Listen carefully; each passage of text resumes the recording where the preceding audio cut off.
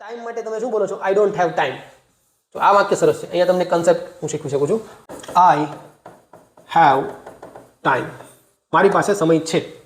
સમય મારી પાસે છે. મારી પાસે સમય છે. પોઝિશનની સેન્સ આવે છે. Again I have time. હવે આ વાક્યનું મારે નકાર કરવું છે. આ વાક્યનું મારે નેગેટિવ બનાવવું છે. તો મારો જે પ્રીવિયસ સેશન તમે જોયો છો તો તમે જાણ્યું હશે કે નેગેટિવ ત્યારે જ થાય જ્યારે સેન્ટેન્સની અંદર હેલ્પિંગ વર્બ હોય.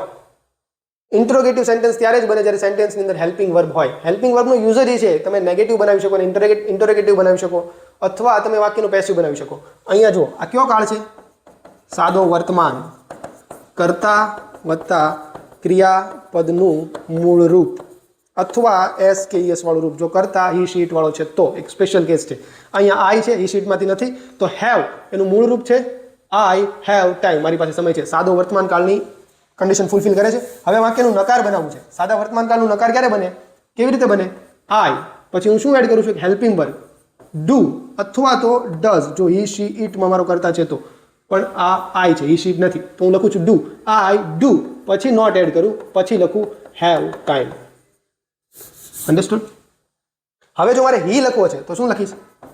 તેની પાસે સમય નથી. કોઈ છોકરાની વાત કરું છું. હી તો એ ડઝ આવશે.